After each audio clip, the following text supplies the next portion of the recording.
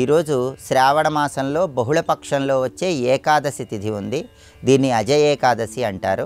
ఈ అజయ ఏకాదశి సందర్భంగా ఎలాంటి విధి విధానాలు పాటిస్తే విష్ణుమూర్తి సంపూర్ణమైన అనుగ్రహం కలుగుతుందో, అలాగే శ్రావణ మాసంలో వచ్చే ఆఖరి మంగళవారం సందర్భంగా మంగళగౌరి పూజ ఏ విధంగా నిర్వహించాలో, మంగళగౌరి పూజలో బుట్ట వాయినాలకున్న ప్రాధాన్యత ఏంటో నేటి శుభం లాభం అనే శీర్షికను పరిశీలిద్దాం. ప్రధానంగా శ్రావణ మాస బహుళపక్ష ఏకాదశి అజయ ఏకాదశి. ఈ అజయ ఏకాదశికి ఉన్నటువంటి ప్రాధాన్యత ఏంటంటే, మనం పోగొట్టుకున్న ధన కనక వస్తువాహన ప్రాప్తిని తిరిగి సిద్ధింపజేసుకోవటానికి అజయ ఏకాదశి నాడు చేసే విష్ణు పూజ, ఏకాదశి వ్రతం విశేషంగా సహకరిస్తాయి. హరిశ్చంద్రుడు కూడా అజయ ఏకాదశి నాడు ఏకాదశి వ్రతాన్ని ఆచరించటం వల్ల పోగొట్టుకున్న రాజ్యాన్ని, దూరమైపోయినటువంటి భార్యా పిల్లలను తిరిగి పొందగలిగాడని పౌరాణిక గ్రంథాలు తెలియజేస్తున్నాయి. కాబట్టి మీరు పోగొట్టుకున్న ధన కనక వస్తువాహన ప్రాప్తిని సిద్ధింపజేసుకోవటానికి, పూర్వ వైభవాన్ని అందిపుచ్చుకోవటానికి అజయ ఏకాదశి సందర్భంగా ఏకాదశి వ్రతాన్ని ఆచరించాలి. అంటే ఈ రోజంతా ఉపవాసం ఉండటం, కేవలం పాలు పళ్ళు మాత్రమే స్వీకరించటం, మర్నాడు ద్వాదశి రోజు విష్ణు పూజ చేసి ఎవరికైనా భోజనం పెట్టి ఆ తర్వాత ఆహారాన్ని స్వీకరించడం చేయాలి.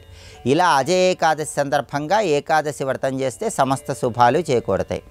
అలాగే విష్ణు పూజ చేసేవాళ్ళు కూడా అజయ ఏకాదశి సందర్భంగా ఆగమశాస్త్రంలో చెప్పబడిన 24 విష్ణు రూపాలలో జనార్దన రూపాన్ని మనస్సులో స్మరించుకోవాలి. ఓం జనార్దనాయ నమః. ఈ నామాన్ని వీలైనన్ని సార్లు స్మరించుకున్నట్లయితే విష్ణుమూర్తి అనుగ్రహానికి సులభంగా పాత్రలు కావచ్చు. అలాగే గృహంలో లక్ష్మీనారాయణల చిత్రపటానికి తులసి దళాలతో పూజ చేయటం ద్వారా, పచ్చకర్పూరంతో హారతి ఇవ్వటం ద్వారా, పచ్చకర్పూరం కలిపిన తీపి పదార్థాలు నైవేద్యంగా సమర్పించడం ద్వారా విష్ణుమూర్తి సంపూర్ణమైన అనుగ్రహం కలుగుతుంది. అలాగే దేవాలయానికి వెళ్ళి విష్ణు సంబంధమైన ఆలయంలో ఈరోజు ప్రదక్షిణలు చేయటం ద్వారా కూడా విశేషమైన శుభ ఫలితాలు చేకూరతాయి.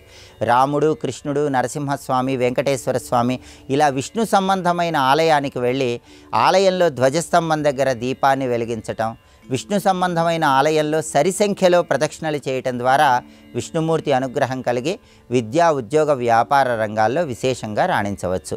విష్ణు ఆలయంలో సరి సంఖ్యలో ప్రదక్షిణలు చేస్తే అద్భుత ఫలితాలు కలుగుతాయని ప్రకీర్ణాధికారం అనే గ్రంథంలో చెప్పారు. అందుకే 2, 4, 6, 8 ఇలా సరి సంఖ్యలో విష్ణు సంబంధమైన ఆలయంలో ప్రదక్షిణలు చేయండి.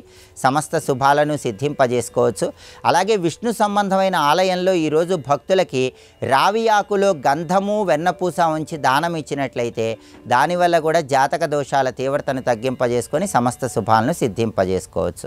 అలాగే శ్రావణ మాసంలో వచ్చే ఆఖరి మంగళవారం సందర్భంగా మంగళగౌరీ వ్రతం చేసే మహిళామణులు ఎవరైనా సరే గౌరీదేవి సంపూర్ణమైన అనుగ్రహం కలగటానికి బుట్ట వాయినం ఇవ్వాలి. వాయినాలలో బుట్ట వాయినానికి ప్రత్యేకమైన ప్రాధాన్యత ఉంది.